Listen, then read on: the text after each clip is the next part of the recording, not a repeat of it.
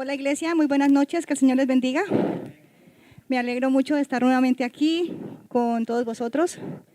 Es un privilegio de verdad poder compartir la palabra de Dios y el poder ser un instrumento en sus manos, ¿no? Así que yo vengo expectante porque la verdad es que cuando colocamos nuestra vida al servicio de Dios, Dios obra de una forma especial.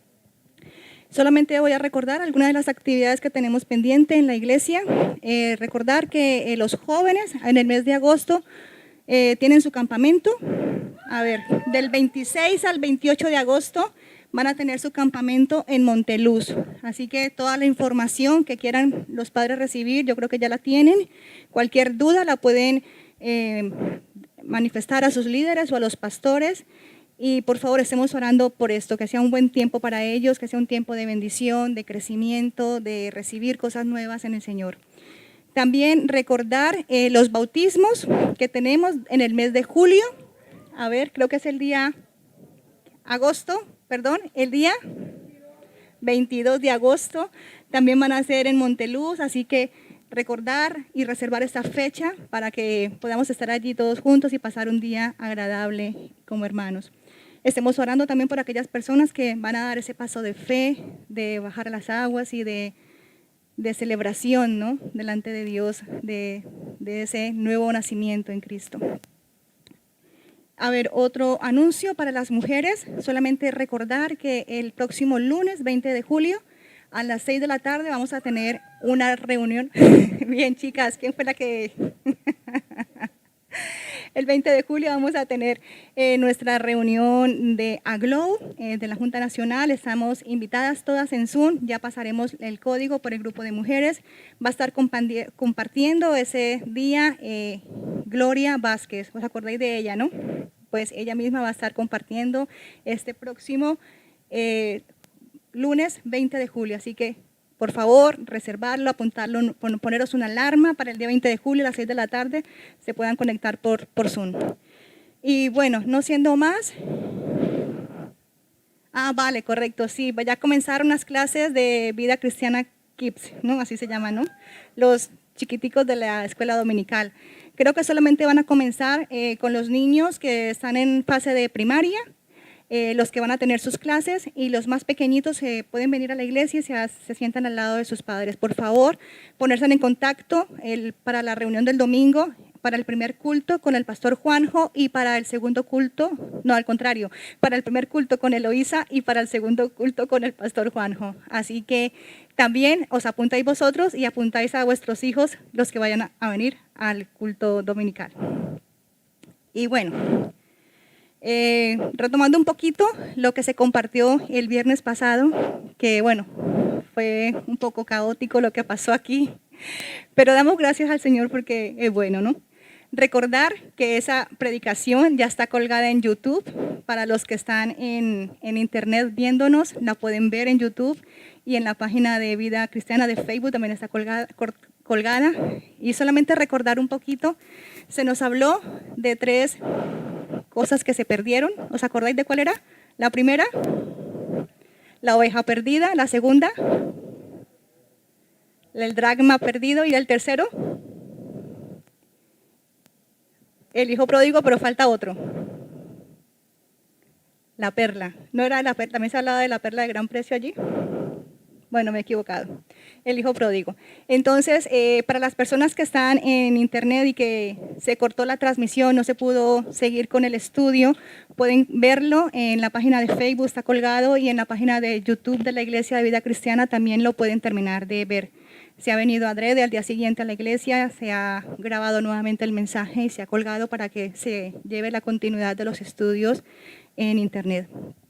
Y bueno, no siendo más, yo continúo con el estudio del libro de Lucas, el Evangelio de Lucas, con el capítulo 17. Esto tiene mucho, se me escucha hasta la respiración.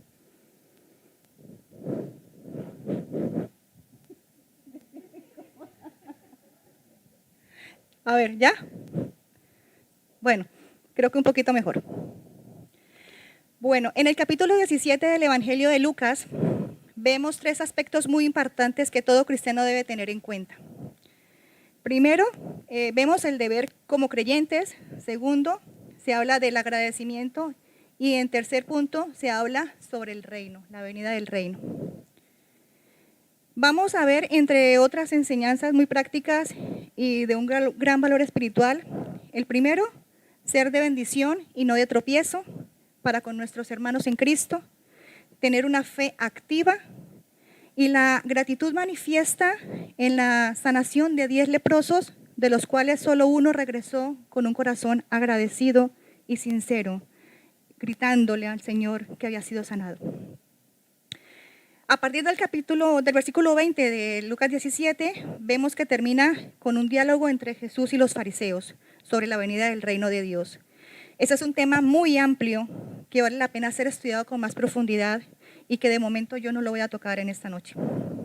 Me voy a centrar en los demás. Entonces, vamos a entrar un poquito en materia. Vemos cómo en el versículo 1 de Lucas 17, por favor si ya pueden colocarlo, vemos una introducción que dice, dijo Jesús a sus discípulos. Vemos ese dijo Jesús a sus discípulos como una expresión clara de un mensaje que estaba dando Jesús a sus seguidores, a los que son creyentes. Estando en intimidad con ellos, habla directamente a sus corazones. A diferencia del versículo 20, donde Jesús está hablando directamente con los fariseos. Y vemos que cuando Jesús se dirige a los fariseos, les habla de una forma totalmente diferente a como lo hace con sus discípulos, ¿no? Vamos a leer del versículo 1 al 4 y por favor me gustaría que me siguiesen con la lectura, no sé si coincide la versión. Dice, luego dijo Jesús a sus discípulos, los tropiezos son inevitables, pero hay de aquel que los ocasiona. Más le valdría ser arrojado al mar como una piedra de molino atada al cuello que servir de tropiezo a uno solo de estos pequeños. Así que cuídense. Si tu hermano peca y si se arrepiente, perdónalo. Aún si peca contra ti 7 veces en un día y 7 veces regresa a decirte, me arrepiento, perdónalo. Entonces, esa palabra de los tropiezos, la piedra de tropiezo, en diferentes versiones está escrito como piedra de tropiezo, como ofensas, como ocasiones de tropezar, como cosas que se hacen a la gente con mala o buena intención, caer en pecado o motivos de caer. Ahora, es inevitable que como personas que habitamos este mundo no tengamos tropiezos. Es inevitable, es algo que no podemos dejar de tener. Eso sigue sonando mucho, ¿no? No me escucha, yo me siento mucho la respiración. ¿Está bien? Vale. ¿Será porque estoy un poco nerviosa? Es inevitable que las personas tropiecen, que las personas se equivoquen, que las personas cometan errores. Eso no lo podemos evitar. Pero es importante entender lo que Jesús quiso decir cuando habló de los tropiezos en este versículo, en este pasaje.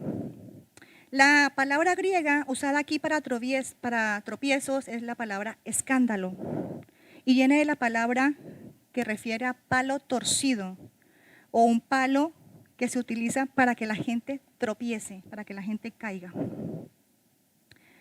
Jesús nos recuerda que tenemos que ser conscientes de nuestras actitudes, de nuestras palabras y de nuestras acciones. Vivimos en un entorno social y tenemos que tener cuidado de esto tanto dentro de la iglesia como en la sociedad. ¿De qué? De nuestras palabras, de nuestras actitudes y de nuestras acciones. Hoy, yo y tú tenemos el potencial de ser influencia, tanto positiva o negativa, entre las demás personas. Podemos decir qué vamos a hacer. Tú puedes elegir lo que vas a hacer. ¿Qué voy a elegir yo? ¿Ser buena influencia o ser una mala influencia? Así que el hecho de que hayamos fallado nosotros o fallado a otros no es causa para un esfuerzo continuo para perdonar y amar. Nunca debemos olvidar que ese comienzo, ese proceso de luchar contra esos tropiezos comienza con nosotros mismos. Y son tropiezos que Dios permite en nuestra vida, ¿vale? Pero A diferencia de cuando sean tropiezos ocasionados por un tercero, hay que tener mucho cuidado. Jesús permite nuestras fallas personales, pero nos advierte en contra de causar dificultades a los demás. Considero cómo doy buen ejemplo. Vivir entre otras personas exige cuidado y atención a cómo conduzco mis relaciones. Ahí nos está hablando Jesús de tener muchísimo cuidado con nuestras acciones, con nuestra forma de vivir. Jesús nos dice que a pesar de todos los esfuerzos que hacemos día a día para llevar una buena vida, es seguro que tropezaremos. Eso es algo inevitable. Él entiende esto y de ahí su precioso regalo de la reconciliación. Amén. Cuando tropezamos, tenemos ese regalo precioso de la reconciliación. Y cuando hemos sido piedra de tropiezo y reconocemos que lo hemos sido, está ese precioso regalo de la reconciliación, de llegar al trono de la gracia, reconocer nuestro error, pedir perdón y ser perdonados. Pero Jesús nos advierte del gran daño que hacemos si somos responsables de que otros tropiecen. Estar unidos debería ser para apoyarnos mutuamente como cuerpo de Cristo y no ser causa de que otros anden perdidos o en la deriva. Amén. Ahora yo quiero que te quedes con esta frase en esta noche. Dios no te necesita como instrumento de su juicio. Dios te necesita como un instrumento de su amor. Amén. Graba esa frase en tu corazón. Dios no te necesita como instrumento de tu juicio, de su juicio, solo como un instrumento de su amor.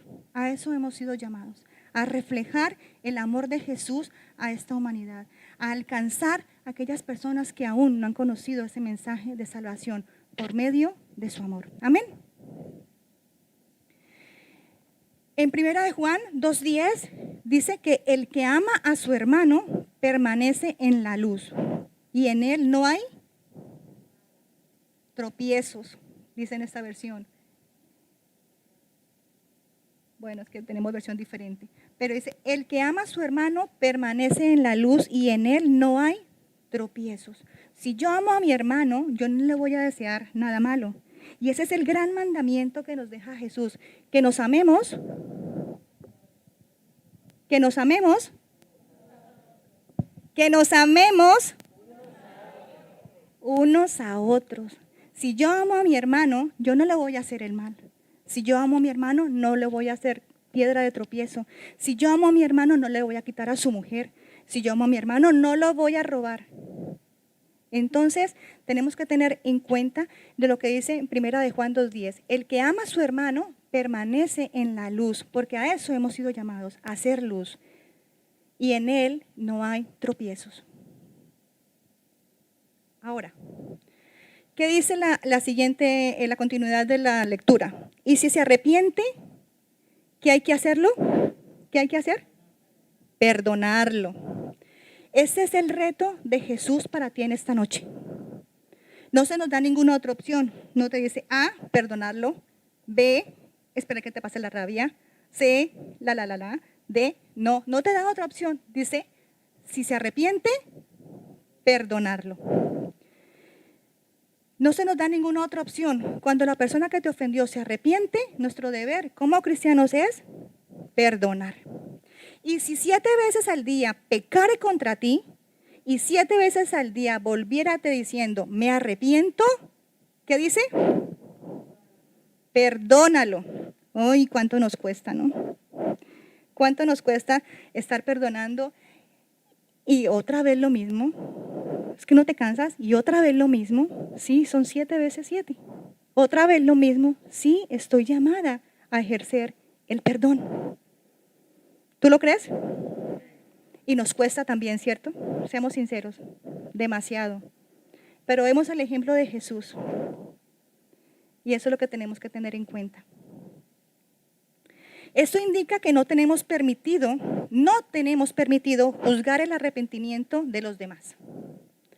Si alguien hubiera pecado contra mí 7 veces al día y me pidiera que lo perdonara, podría pensar que realmente no es sincero con lo que me está diciendo, ¿no? Que me está tomando el pelo, que se está quedando conmigo, o bueno, en otras de que es un falso, diciéndolo así. Aún así, Jesús me ordena a que lo siga perdonando y restaurando. Es difícil, hermanos. Es muy difícil llegar a este punto de madurez espiritual, pero estamos llamados a ello. Si queremos tener un corazón sano, tenemos que ejercitar el perdón. No hay otra opción. No hay otra opción. Y cuando tú le dices, Señor, ayúdame a perdonar, cuidado con lo que dices, porque te van a venir 50,000 situaciones donde tienes que ejercer el perdón. Así que, hermanos, toma nota, apúntalo. Versículo 5, continuamos con el estudio. Dice, Señor, aumentanos la fe.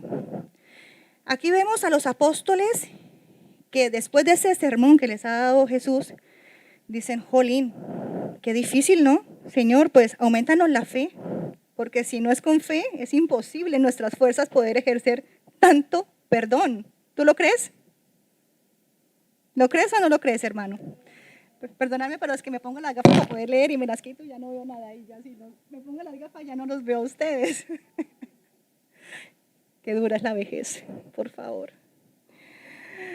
Dice en el versículo 5, dijeron los apóstoles al Señor, aumentanos la fe. Entonces el Señor dijo, si tuvieras fe como un grano de mostaza, podrías decir a este sicómoro, desarráigate y plántate en el mar y os obedecería. Quédate con esta palabra, aumentanos la fe. En esta ocasión vemos a los discípulos que fueron extremadamente perceptivos con lo que Jesús estaba hablando a sus vidas. Ellos reconocieron que necesitaban una gran fe para poder tratar con las personas de esta manera indulgente y no ofensiva, no con rabia. Así que la fe que debemos tener es una fe que tiene que ver más con qué tipo de fe que con cuánta fe hay en nosotros. Amén. No es cuánta fe hay, porque Dios nos está diciendo, Jesús está diciendo, si tuvieses fe ¿cómo qué? Un granito de mostaza. Y la semilla de la mostaza es una de las semillas más pequeñas que hay en la tierra. La semilla de mostaza. Imaginaros. Y si le puedo decir a este sicómoro, ¿os acordáis del sicómoro? Que ese fue el árbol en que se subió ¿quién? A ver a Jesús. Zaqueo, muy bien. Así que os imagináis que ese árbol tiene que ser muy alto, muy grande. Desarráigate y plántate en el mar y os obedecería. Una pequeña cantidad de fe, como un grano de mostaza, una semilla muy pequeña, puede lograr grandes cosas, como lo que nos está diciendo Jesús. Y si esa pequeña cantidad de fe que Dios está delegando en ti y en mí, como un granito de mostaza, se coloca en un Dios grande y poderoso, imaginaros cuántas cosas podemos hacer para el reino. ¿Os podéis imaginar? Os dejo con esa reflexión. Entonces, poca fe puede lograr grandes cosas, lo está diciendo la palabra, ¿no? Pero una gran fe puede lograr cosas aún más grandes. Lo que más importa es en qué se basa nuestra fe. ¿En las circunstancias? ¿En los momentos? ¿En las cosas vanas? ¿O en lo que realmente es importante? En Jesús. ¿En qué se basa tu fe en esta noche? Pregúntate a ti mismo. El objeto de nuestra fe, os voy a poner un ejemplo. El ojo no puede verse a sí mismo. El ojo sirve para ver a los demás, pero él como tal no puede verse a sí mismo. ¿Alguna vez has visto tu propio ojo? Sí, claro, con un espejo, ¿no? Pero solamente ves el reflejo de lo que es el ojo. Y puedes de la misma manera ver la evidencia de tu fe, pero no puedes ver la misma fe. Es algo intangible, es algo que no se puede tocar. Es algo que solamente lo puedes expresar aferrada con el Señor, arraigada a Él y diciendo, Señor, aumenta mi fe. Ahora bien, tengamos cuidado porque la misma palabra dice que Tener fe es agradar a Dios. ¿Qué dice Hebreos 11:6? ¿Quién se lo sabe de memoria? Porque sin fe es imposible agradar a Dios. Y aquí están los mismos discípulos diciéndole, Señor, aumenta nuestra fe. Con la fe podemos hacer cosas que jamás en nuestro propio sentimiento humano lo hubiésemos podido hacer. La fe trae a nuestra vida convicción. Dice que la fe viene por el oír y por el oír la palabra de Dios. Así que, hermanos, tengamos en cuenta esto, que sin fe es imposible agradar a Dios. Continuamos con los versículos del 7 al 10, que dice, ¿quién de vosotros, teniendo un siervo que ara o apacienta ganado, al volver del campo, luego le dice, pasa, siéntate a la mesa? ¿No le dices más bien, prepárame la cena, cíñete y sírveme hasta que haya comido y bebido, y después de esto come y bebe tú? ¿Acaso da gracias al siervo porque hizo lo que se le había mandado? Pienso que no. Así también vosotros, cuando hayáis hecho todo lo que os ha sido ordenado, decid, siervos inútiles somos, pues lo que debíamos hacer, hicimos. Cuando yo me convertí al Evangelio me chocaba muchísimo esta frase, ¿no? De que el mismo Jesús nos dijera que éramos unos siervos inútiles. Y yo decía, pero jolín, ¿cómo el Señor me va a decir que soy uno inútil si estoy intentando crecer en el Evangelio, servirle? Pero cuando entendí, cuando llegué a una madurez espiritual y pude entender en todo lo que había hecho el Señor por mí, en el precio que pagó en un madero, en el amor incomparable que me ha expresado durante todo este tiempo, entendí de verdad este mensaje. Ahora, teniendo un siervo que ara o apacienta ganado. Dice, Jesús acaba de hablar con sus discípulos de las grandes obras posibles por la gran fe. Aquí Jesús agregó unas palabras destinadas de trabajar en contra del orgullo. En contra del orgullo que constantemente surge cuando alguien es usado por Dios. El orgullo, esa pequeña levadura que se leuda en nuestro corazón y que a veces nos sirve de tropiezo. Así que Jesús habla de aquellos que realmente sirven. Arar es un trabajo duro, el campo es un trabajo duro. Agota la fuerza y la resistencia del labrador como tal. Es un trabajo duro la agricultura, es un trabajo duro también en el ministerio espiritual. Los líderes, los pastores, las personas que están involucradas en el servicio, que realmente están sirviendo, es un trabajo duro y arduo, el de cuidar el fruto que tú tienes que dar el día de mañana. Apacentar el ganado, aquí nos está hablando del pastorado, también puede ser un trabajo duro, es un trabajo duro el que hace el pastor diariamente, de cuidar sus ovejas, de mimarlas, de consentirlas, de darles de comer, de tenerlas cerca para que no se escapen. Acuérdate que la semana pasada Ana nos compartía sobre la oveja perdida, ¿no? Es que las ovejas en realidad son tontas, o sea, no hay otro calificativo para decirlo, ¿no? Dice que los estudios dicen que las ovejas son unos animalitos muy torpes, ¿sí? Y yo creo que a lo mejor es la mejor comparación que pudo haber hecho Jesús con nosotros, ¿no? Porque así es el ser humano, cabezón, torpe, testarudo y siempre queriendo hacer lo que le sale de su propia voluntad, ¿no? Pero vemos cómo el Señor nos muestra de que el trabajo en la iglesia es un trabajo que tiene que ser constante, pero a la vez es un trabajo muy sacrificado, tanto para el pastor como para las personas que están en el ministerio sirviendo. Así que vemos que estas palabras no fueron dadas a la multitud. Esas palabras que está hablando aquí Jesús fueron dadas directamente a sus discípulos. Él no estaba estableciendo el camino de la salvación. Jesús no estaba hablando de nada de esto, sino que Él estaba apuntando a un camino de servicio para aquellos que ya eran sus seguidores, para aquellos que ya eran sus siervos, para aquellos que ya eran sus discípulos, porque con ellos era que estaba hablando. O sea que esta palabra que estoy compartiendo en esta noche es para ti, querido hermano. Amén. Siervos inútiles somos. Aquí nos habla de la actitud de la que habló Jesús, que no es la de la falsa humildad. Es una actitud que dice, no soy bueno en nada. no es una admisión que podamos hacer nada bueno o agradable para Dios. Es una actitud que simplemente reconoce que Él ha hecho mucho más por mí de lo que yo podría hacer por Él. ¿Tú lo crees? Pues lo que deberíamos hacer, eso hicimos, dice la palabra. Esta actitud entiende que nuestro Señor ha hecho cosas mucho más grandes por nosotros de las que podríamos hacer por Él.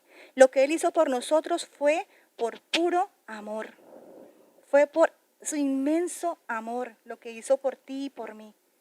Así que lo que nosotros hacemos por Él es por gratitud, por ese inmenso amor que derramó en nuestras vidas.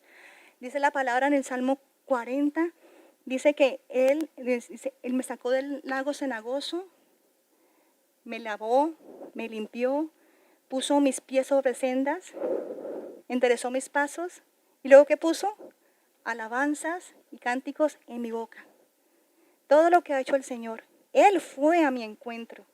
Yo no lo buscaba, Él fue por mí. Él me dio ese regalo de la salvación.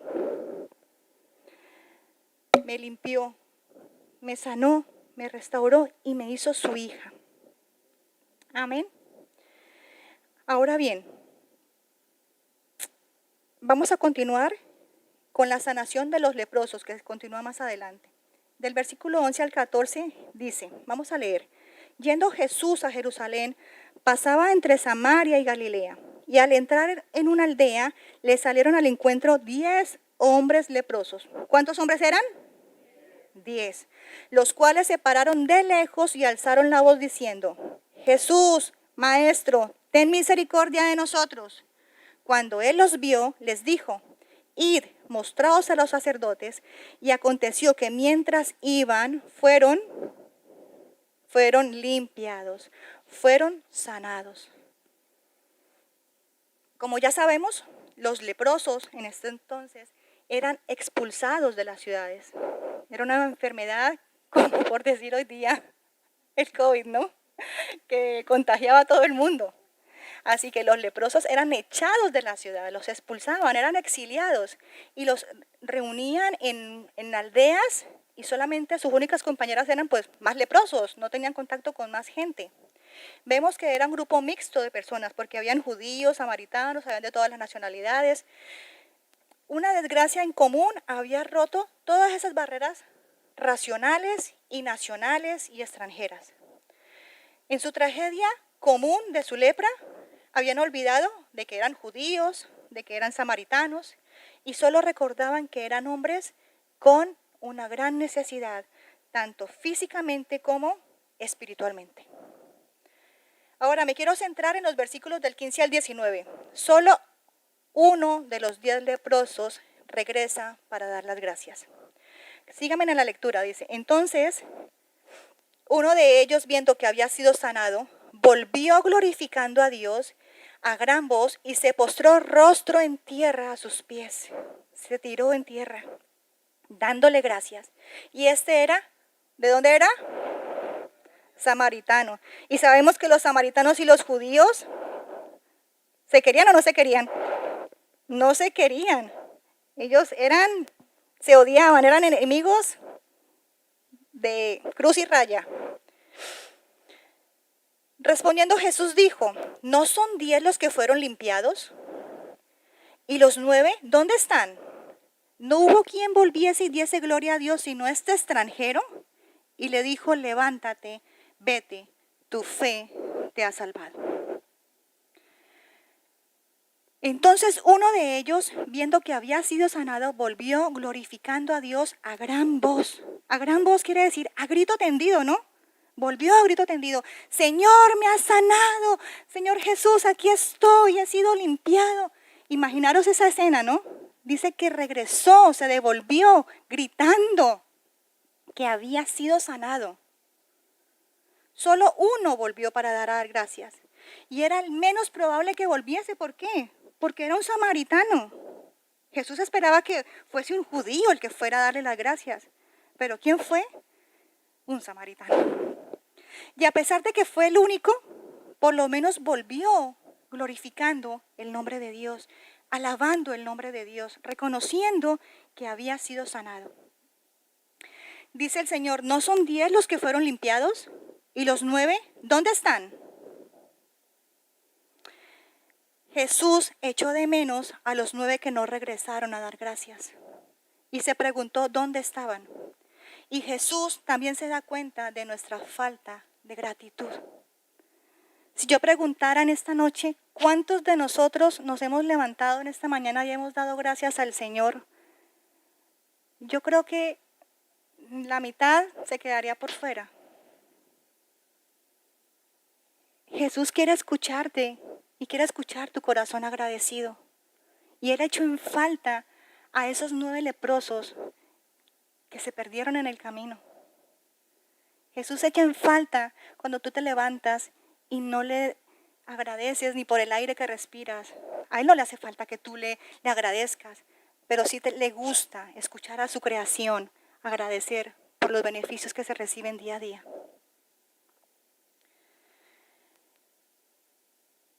Cristo mantiene la cuenta de todos los favores que la humanidad recibe de Él y la llamará a dar cuentas como tal. Voy a ponerles un ejemplo. Si podemos encontrar motivos de gratitud ante Dios, vemos a Matthew Henry, es un nombre, lo voy a leer.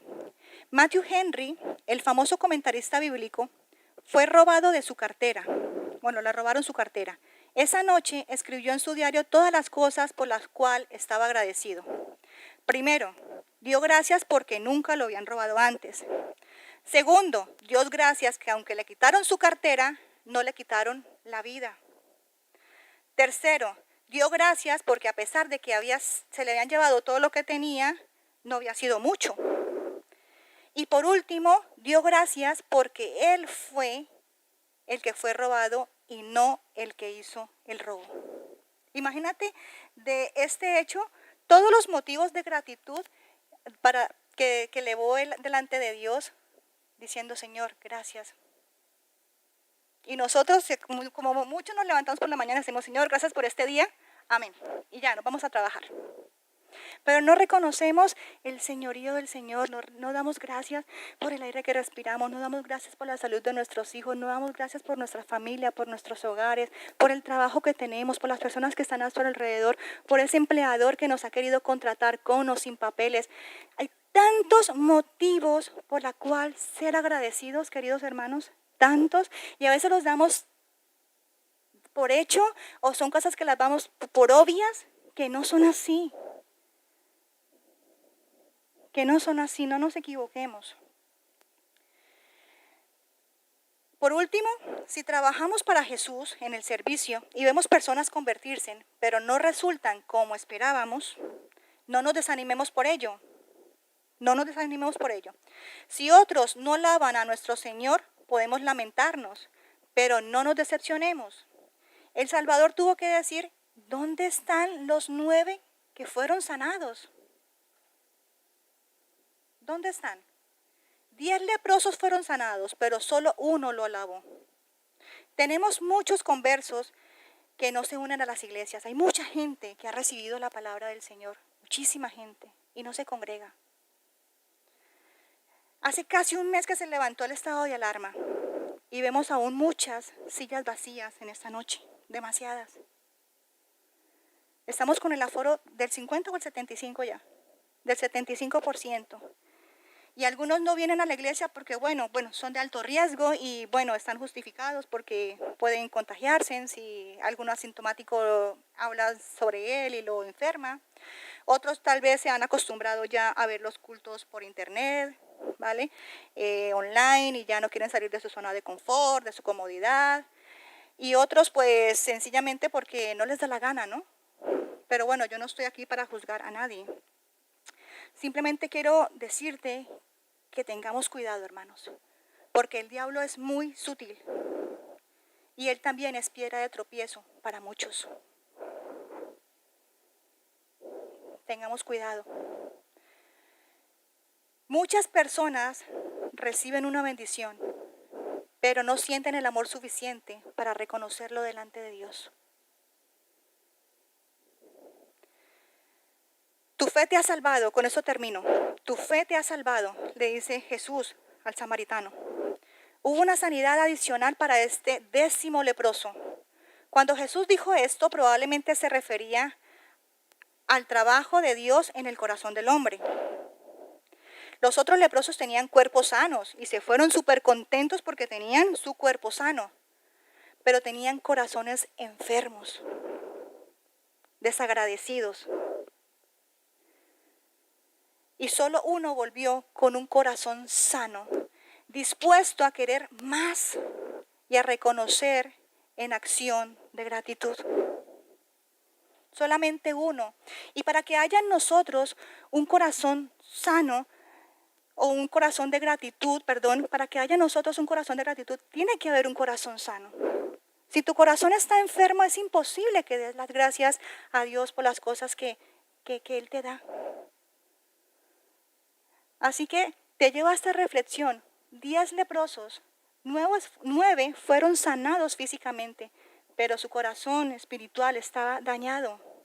No quisieron recibir. Solamente uno estuvo perceptivo, que recibió sanación física y recibió sanación en su corazón también. Y fue el único que fue y dio gracias y lo alabó y lo reconoció como ese Jesús el Salvador. Amén. Tu fe te ha salvado, son las palabras que Jesús dijo al ladrón que estaba con él esa tarde que fue crucificado. Tu fe te ha sanado, son las palabras que dijo a la mujer del flujo de sangre. Vemos cuán importante y necesario es poner a prueba nuestra fe. La Biblia dice que sin fe es imposible agradar a Dios. Por eso, querido hermano, en esta noche yo te invito a que seas de bendición en todo tiempo. No seas piedra de tropiezo. Cuando vengan esos sentimientos ajenos a tu corazón a intentar hacer cosas malas, no le des cabida al diablo, no le des cabida a tus pensamientos. Sé de bendición, a eso hemos sido llamados, a hacer sal y a hacer luz. Somos el reino de Dios en la tierra. Tú y yo somos el reino de Dios en la tierra. Estamos llamados a ayudarnos unos a otros, a cuidarnos unos a otros, a hacer la voluntad del Padre y a cumplir con la misión que se nos ha encomendado. ¿Tú lo crees? Tenemos que tener siempre en nuestro corazón una actitud de agradecimiento y de humildad en todo tiempo. En todo tiempo. Cuando comenzó la reunión, me gustó mucho porque Elías comenzó leyendo un salmo, dando gracias a Dios. Y ese debe ser nuestro corazón, un corazón agradecido, un corazón sincero. Dice la palabra que Dios busca corazones contritos y humillados, ¿no? Así que podamos nosotros llegar a ese punto en nuestra vida espiritual, en nuestra vida cristiana, de poder ofrecer al Señor un corazón sano, un corazón limpio, un corazón agradecido, un corazón dispuesto al servicio, un corazón humilde. Así que, queridos hermanos, ese es el mensaje que traía para vosotros en esta noche. Los invito a que nos pongamos de pie, vamos a orar. Vamos a pedirle al Señor que aumente nuestra fe. Amén. Yo la primera. ¿Quién más quiere hacer esta oración conmigo? De que aumente nuestra fe y que nos permita ir a más. Yo quiero más. Yo no me quiero conformar con lo que tengo hasta ahora. Yo quiero más. ¿Tú quieres más? Amén. Cierra tus ojos y vamos a orar. Señor, gracias te damos por este mensaje, Padre Celestial. Gracias, Señor, porque así como esos discípulos estaban allí, Señor, perceptivos a la que tú estabas hablando a sus corazones, así estamos esta noche delante de ti, Dios. Señor, y así queremos decir, Señor, aumenta nuestra fe.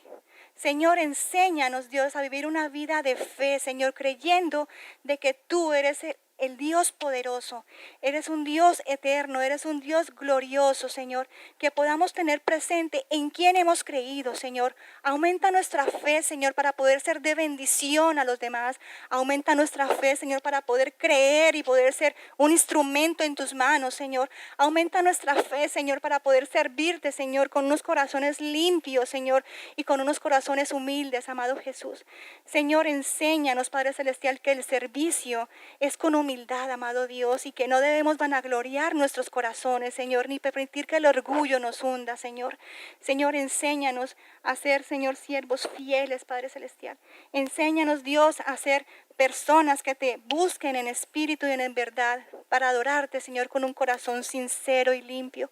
Amado Jesús, en esta noche yo quiero pedirte de manera muy especial que seas tú, Señor, llenando nuestras vidas, Padre Celestial, de tu presencia y que podamos tener un corazón agradecido delante de ti. Señor, que podamos de 50,000 palabras que digamos al día, que 25,000 sean de gratitud. Gracias, Dios, Señor, poder decirlo cada momento. Gracias por el aire que respiramos. Gracias por este día. Agradecer por los alimentos, por el techo que nos has dado. Agradecer por cada una de las cosas, Señor, que tú nos das, que tú provees, que tú bendices, Señor. Gracias. Gracias te damos en el nombre de Jesús. Amén. Amén, hermanos. Que el Señor les bendiga. Que tengan un feliz fin de semana. Gracias por estar aquí. Y les dejo tarea, Nuestra oración tiene que ser: Señor, aumenta nuestra fe.